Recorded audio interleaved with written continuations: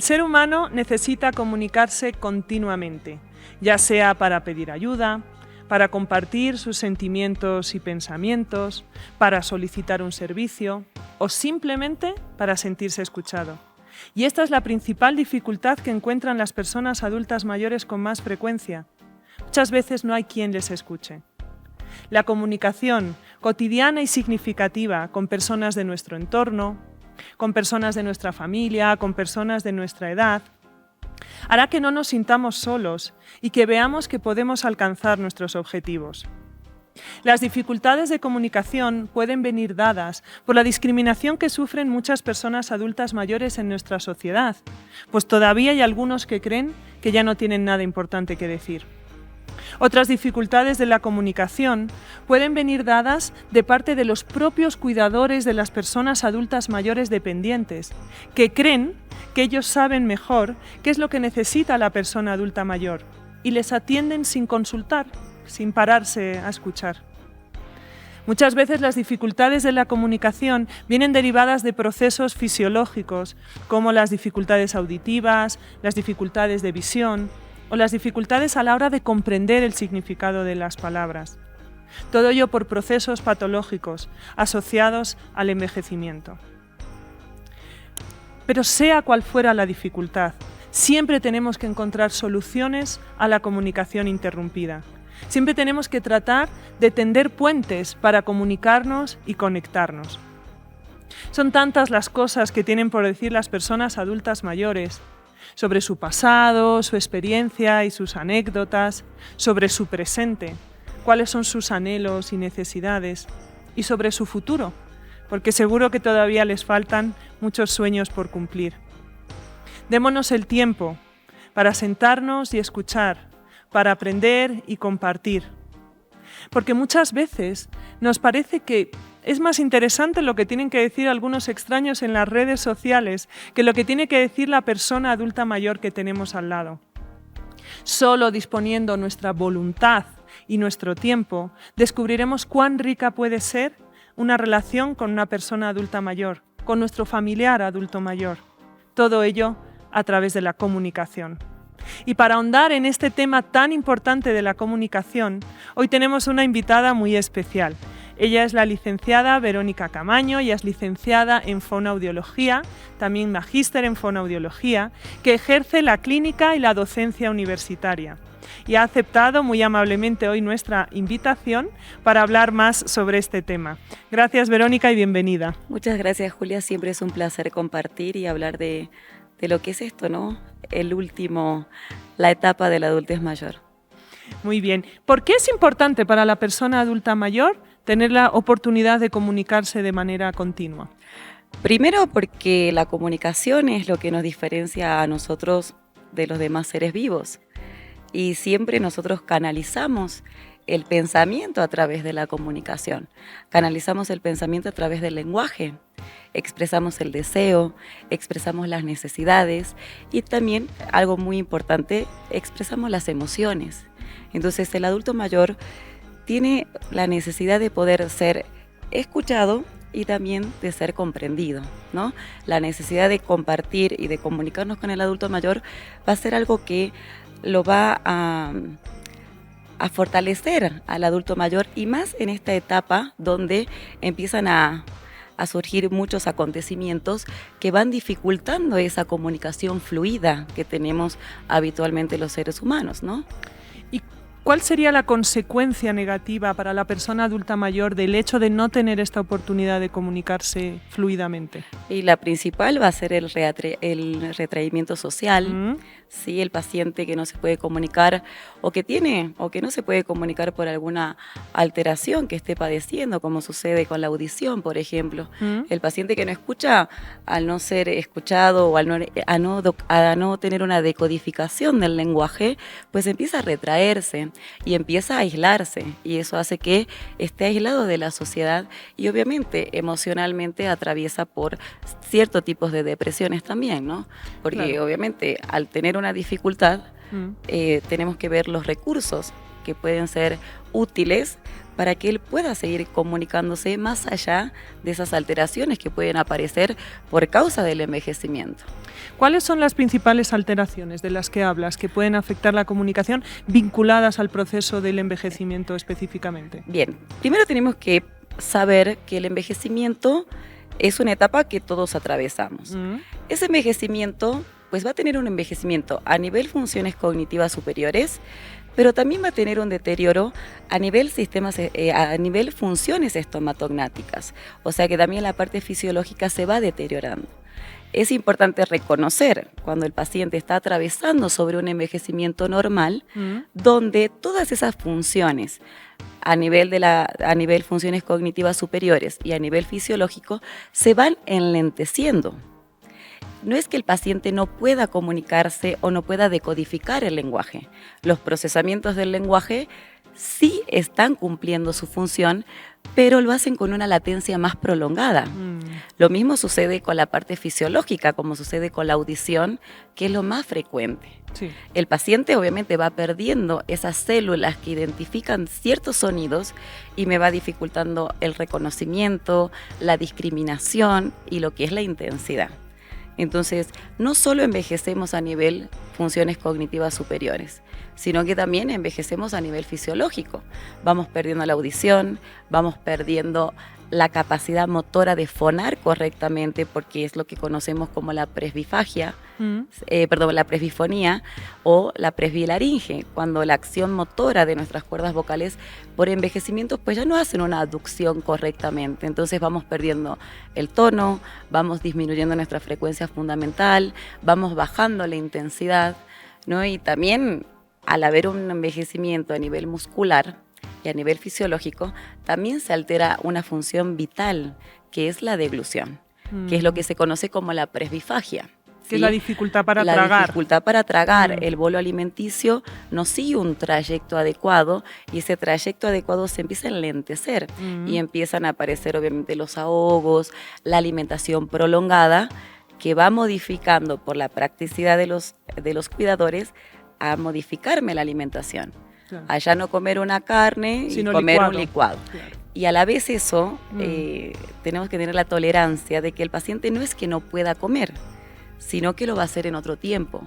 Entonces tenemos que ser cuidadosos en el tema de realmente modificar la viscosidad de una alimentación si es necesaria, sino tener la tolerancia y la paciencia de que el adulto siga activando su musculatura para poder hacer el acto deglutorio correcto, ¿no? Efectivamente, son muchos los procesos asociados al normal envejecimiento que pudieran eventualmente afectar la comunicación. ¿Qué consejo le podemos dar a la familia de la persona adulta mayor o a la propia persona adulta mayor cuando se sospecha que empieza a haber una pérdida auditiva? Bien, cuando empezamos a envejecer, pues nuestras células del oído empiezan a morir y empezamos a perder frecuencias, empezamos a perder la intensidad, que nos dificulta principalmente lo que es la discriminación, ¿no? Entonces, cuando empezamos a ver que el adulto mayor empieza a tener esa conciencia de que le cuesta entender la televisión, por ejemplo, o que le cuesta entender el mensaje. Claro, porque no es siempre que no escucha, sino que no entiende lo que escucha. ¿Por qué? Porque nosotros en el oído tenemos ciertas frecuencias que identifican ciertos fonemas y tenemos una zona que es la zona de la palabra donde está esa parte auditiva, es donde nos permite discriminar. El paciente puede percibir el sonido, pero es diferente a que lo discrimine dentro de una palabra, por ejemplo, claro, ¿no? Entonces empezamos a ver que el paciente o que el adulto mayor aumenta la televisión, aumenta la radio o necesita que le repitamos nuevamente lo que estamos, el mensaje, lo que le queremos transmitir, ¿no? Empezamos a tener esa sintomatología de que me cuesta, no entiendo, necesito más volumen, necesito que me repitas, ¿no? Entonces, lo que es aconsejable para las personas que están con el adulto mayor, pues es entender esto, que no es que el paciente no puede hacerlo, sino que lo va a hacer de una forma más lenta. Necesita un lenguaje más enlentecido, que eso no significa hablar más despacio, sino que hablar más lento, tener una buena modulación de la voz, una buena articulación y sobre todo darle el tiempo y el espacio para la comunicación. De nuevo hablamos de paciencia. Exactamente. Darle ese espacio de comunicación y darle la segunda oportunidad. Porque cuando renegamos de que no le entendemos o de que renegamos de que ellos quieren que repitamos o que aumentemos el volumen de la televisión, empezamos a ser intolerantes. Y esa intolerancia pues repercute en el adulto mayor con la me retraigo, mejor me quedo callado. Entonces empezamos a ir haciendo inhibiciones de comunicación por esa dificultad. Y entonces ahí es cuando la persona adulta mayor se desanima y se desmotiva a comunicarse. Y en el caso de que no sea un problema de audición, sino que sea un problema de comprensión de las palabras, porque por ahí un proceso neurocognitivo mayor, ¿no?, antes llamado demencia, está empezando a instaurarse. ¿Qué consejos le podríamos dar a las personas que rodean a esta persona adulta mayor para comunicarse más efectivamente con él? Claro, ya cuando hablamos de procesos de neurodegeneramiento, de orígenes obviamente neurológicos, ya estamos en otro tipo de trastornos. No es como la persona que envejece de forma normal o sana, como decimos, ¿no? Ahí hablamos de que algo está lento. Pero cuando ya tenemos algo patológico, como hablamos, por ejemplo, de una demencia de tipo Alzheimer, de una demencia frontotemporal. Ya no es un envejecimiento normal. Ya no, porque es patológico. Hablamos que las funciones cognitivas superiores se van alterando, no se van enlenteciendo. Claro. Y la alteración de las funciones cognitivas superiores me va a dar como consecuencia pues la incapacidad del adulto mayor. Sí. ¿No? Entonces, lo principal es tener un diagnóstico de saber qué tipo de demencia está atravesando el adulto. Es diferente una enfermedad de Alzheimer, donde prioriza la desorientación temporoespacial y la pérdida de memoria a corto plazo. Entonces, esos son los síntomas iniciales de este tipo de demencia. Entonces, yo tengo que trabajar en esa función cognitiva. Diferente a una demencia frontotemporal, por ejemplo, que priorizan las conductas, las alteraciones de la conducta y también los trastornos en el lenguaje. Sí. Entonces yo tengo que priorizar esa sintomatología, ¿no? Entonces vamos viendo cuál es la manifestación de síntomas, cuáles son las funciones cognitivas que se van alterando y en eso tenemos que ir reforzando, ¿no? Que generalmente hablamos, ¿no?, trastornos del lenguaje, trastorno de la decodificación, que es comprender el lenguaje, pero sí ahí ya hay una alteración dentro de lo que es el procesamiento, porque hablamos de un degeneramiento a nivel neural. Claro, esto ya es mucho más complejo porque además al ser degenerativo va avanzando el grado del deterioro. Y entonces, ¿sus familiares cómo podrían hacerse entender con esta persona? ¿Qué consejo práctico les podríamos dar? Siempre el adulto mayor, más allá que esté en cualquier tipo de cuadro, siempre va a responder de la parte emocional. Entonces, poder transmitir al paciente esa intención de comunicar, pues lo lleva generalmente a los recuerdos, ¿no?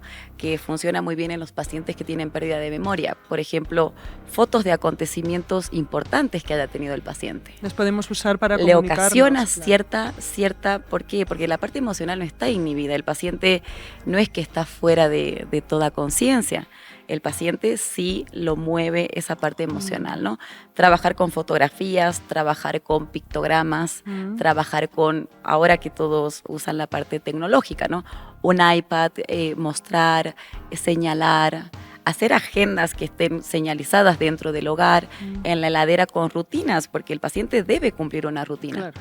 Entonces podemos tener una agenda o pictogramas en la heladera, y al fin del día ir chequeando, ¿no?, diciendo, ¿he cumplido o no he cumplido con las cosas? Desayunar, higiene personal, salir de paseo, almuerzo, cena, y todo lo pueden hacer con el apoyo visual, ¿no? Los apoyos con apoyo visual, señalamiento. Claro. Y también va a depender de cuál es el receptor que mejor está. Porque recordemos que nosotros aprendemos todo por los receptores. Las vías de ingreso tenemos que explotarla a lo que más se puedan. En decir, bueno, si hay una pérdida auditiva, pues ayudo con la parte visual. Claro. Si hay una pérdida visual, pues ayudo con la parte auditiva. Y si hay ambas, pues ayudo con la parte a nivel de tacto, por ejemplo, ¿no? Entonces, señalar, estimular todas las vías de ingreso, pues siempre van a funcionar. Y es importante que tanto las personas que cuidan al adulto mayor y las personas, sean profesionales o sean familias, que tengamos rutinas. Porque cumplir con la rutina es lo que me va a ayudar a llevar el día a día con el adulto mayor. ¿No? Estructurar el afuera, exactamente. Rutinas que obviamente a medida que va pasando la etapa se van alterando mucho más las funciones y vamos atravesando por etapas mucho más difíciles, pero en las etapas que se pueda y que el paciente todavía esté autónomo, es muy importante que el paciente cumpla una rutina. Rutina de almorzar, rutina de pintar, rutina de hacer alguna actividad al aire libre o tener un momento de juego, un momento de escuchar música, de alimentarse, de bañarse, para que, y al final del día, compartir con el adulto mayor qué es lo que él logró en el día. Y eso también alimenta al paciente en que ha cumplido. Claro, refuerza su autoestima. Exactamente, porque son personas que trabajaron toda la vida, por ejemplo, y son conscientes de que ya no pueden trabajar. Porque atravesar por una demencia no es que vivamos, el paciente no esté totalmente consciente, tiene momentos de conciencia, tiene lucidez, pero lo que se imposibilita es poder transmitir lo que él está atravesando en ese momento. No puede compartir la dificultad. Entonces, rutinas ayudan muchísimo tanto para el cuidador como para la persona adulta mayor. Maravilloso, y como tú decías, enganchando con este tema también, siempre buscar espacios y modos para comunicarnos. Exacto. Y concretamente la fonoaudiología, que es a lo que tú te dedicas, que es una profesión, bueno, que está desde hace 13 años, digamos, en Bolivia a nivel licenciatura. ¿Qué hace específicamente la fonoaudiología para ayudar al adulto mayor en este caso? Cuéntanos un poco sobre el rol del fonoaudiólogo también para que lo vayamos conociendo. Bueno, el rol del fonoaudiólogo en adultos mayores es muy importante. Como te dije, se deterioran funciones que son vitales y se deterioran muchas funciones estomatognáticas. Y el fonoaudiólogo, una área de intervención, pues son las funciones estomatognáticas. Entonces, en el envejecimiento, pues trabajamos con la alteración de la voz, con la alteración de la deglución, con la alteración de la audición, que obviamente equipamos a los pacientes, se hacen estudios diferenciales donde realmente se le brinda al paciente una ayuda auditiva, una prótesis auditiva totalmente adecuada a sus características a nivel de audición, ¿sí? Y también en la parte del lenguaje, como en ciertos trastornos neurológicos se alteran las funciones cognitivas superiores, el lenguaje es una función cognitiva superior, entonces el fonoaudiólogo trabaja desde la parte del lenguaje y desde la comunicación con el adulto mayor. Qué importante es esto, porque también tenemos, por ejemplo, eventos como los accidentes cerebrovasculares que pueden cursar con afasias, que también alteran la capacidad de comunicación de la persona adulta. Exactamente, mayor. Y donde el fonoaudiólogo tiene un rol importante porque tiene que saber diagnosticar cuál es el trastorno del lenguaje que ha ocasionado, ¿no? Que es la fasiología, son trastornos lingüísticos totalmente adquiridos, ¿no? Por diferentes lesiones o acontecimientos cerebrales.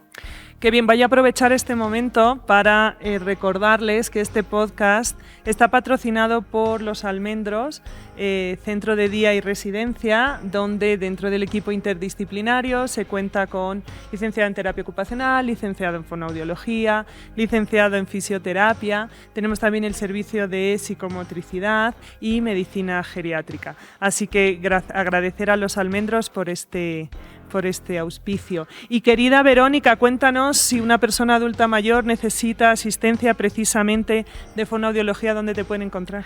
Bueno, yo atiendo en la zona sur, en Los Pinos, en la calle 3, número 3, en el Centro SER, que es el Centro de Especialidades Médicas y Rehabilitación Física, y también atiendo en la Avenida Arce, en el Centro Médico ORL. Ah, bueno, entonces en cualquiera de los dos también nos pueden escribir a las redes para ponerse en contacto contigo. Muchísimas gracias por haber estado aquí presente, por aclararnos este tema tan importante de la comunicación. Muchas gracias. Gracias a ti, Julia, y siempre es un placer compartir conocimientos. Un gusto. Pues muchas gracias por haber estado con nosotros en este programa en el que hemos podido profundizar sobre la importancia de la comunicación, sobre que siempre tenemos que buscar soluciones a las comunicaciones interrumpidas con las personas adultas mayores para que éstas sean fluidas y edificantes. No olviden seguirnos en nuestras redes sociales, en Instagram, en Facebook y en TikTok. Gracias por estar con nosotros.